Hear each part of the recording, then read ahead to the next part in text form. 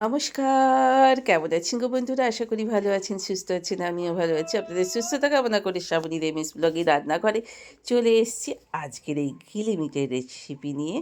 এবং সর্বপ্রথম সকল বন্ধুদের জানাই মেরি ক্রিসমাসের অনেক, অনেক শুভেচ্ছা ভরা ভালোবাসা বা ভালোবাসা ভরা শুভেচ্ছা। সকলে আনন্দ করুন, এনজয় করুন, ভালো থাকুন, সুস্থ থাকুন।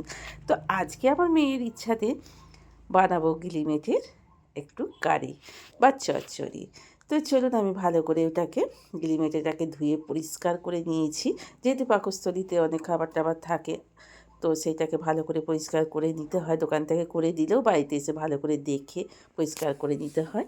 আমি পরিষ্কার করে নিয়ে জলে ভিজিয়ে রেখে দিয়েছি। আর এদিকে আমি কড়াইয়ে তেল গরম করে জিরে ফোড়ন দিয়ে একে, একে ঘরের কেটে রাখা পেঁয়াজগুলো আমি দিয়ে দিয়েছি।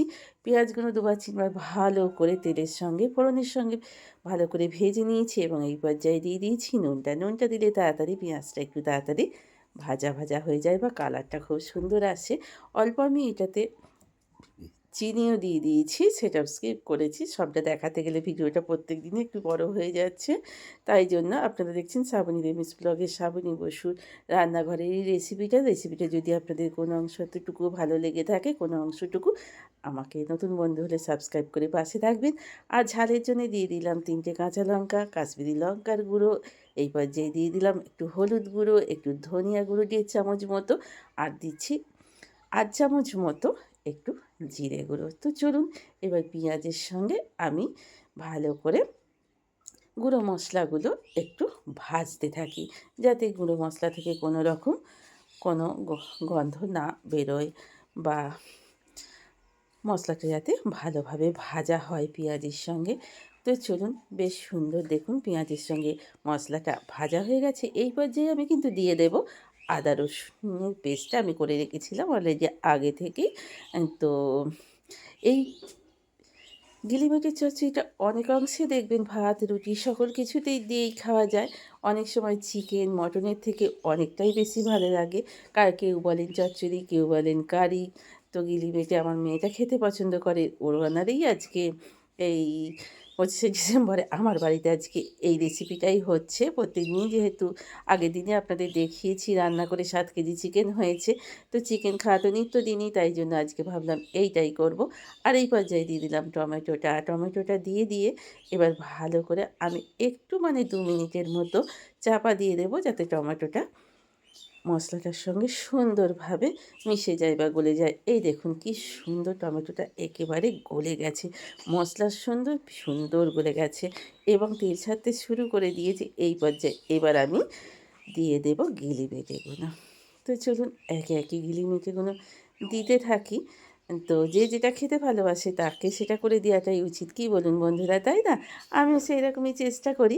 তো বাড়ির সকলের জন্য সমানভাবে যে যেটা খেতে চায় তার জন্যই সেটা করে দিতে। আমার মেয়েটা খুবই পছন্দ করে। যদিও মেয়ের নাম করে আমরা সকলেই খাবো। এই গিলিবেটেটা সত্যি সকল কিছুতে খুবই ভালো লাগে। শুধু মুখে খেতে বেশ বসে, বসে বেশ খেতে হেবি সুন্দর লাগে। কী বলুন বন্ধুরা? তো চলুন ভালো করে জমিয়ে রান্না করা যাক। আর এইভাবে রান্না করলে দেখবেন চিকেন, মটন কোনোটাই আপনার দরকার লাগছে না। গিলিমেটি দিয়েই আপনার ভাত, রুটি সবটাই আনান করবে। ২ টো রুটি বা ১ মুঠো ভাত অবশ্যই খেতে ভালো লাগবে। একটু হলুদটা কম লাগছিল। তাই জন্য এই পর্যায়ে দিয়ে দিলাম একটুখানি হলুদ। যদিও আমার গিলিমেটে থেকে তেল ছাড়তে শুরু করে দিয়েছে, তবুও অসুবিধা হবে না। এখনও একটু বাকি আছে রান্না হতে। আমি এখানে গরম মশলা অ্যাড করব না। আমি দেব এখানে চিকেন মশালা। চিকেন মশলাটা দিতে খেতে ভালো লাগবে। আর এই পর্যায়ে আমি ধনেপাতা দিয়ে দেবো আর ২ টো লেবুর আমি ২ কুঁচো লেবুর রসটা দিয়ে দেবো। কারণ গিলিমিটে থেকে অনেক সময় একটা ফ্লেভার বেরোয়। তো সেইটা যাতে না গন্ধটা না বেরোয়, সেইজন্য নামাবার আগে দেবো। টেস্টিও লাগবে আর ঝাল, ঝাল বেশ টকটক খেতে হেবি সুন্দর লাগবে। তো তাই জন্য ২ কুঁচো লেবু, একটা লেবুর আমি ২ কুঁচো লেবুটা দেবো রসটা। তো চলুন আজকের আমার রান্নাটা এই পর্যন্তই। তো যদি আপনাদের কোনো অংশে রান্নার এতটুকুও ভালো লেগে থাকে, নতুন বন্ধু হলে সাবস্ক্রাইব করে দেবেন, পুরনো বন্ধু হলে লাইক কমেন্ট করে আমার পাশে থাকার অনেক, অনেক অঙ্গীকার, অনেক, অনেক আশা রইলো আপনাদের। আপনাদের একটা কমেন্ট, একটা লাইক, একটা সাবস্ক্রাইব আমায় অনেক কিছু প্রেরণা যোগায় আপনাদের ভালোবাসায়। তবে আজ এই পর্যন্তই।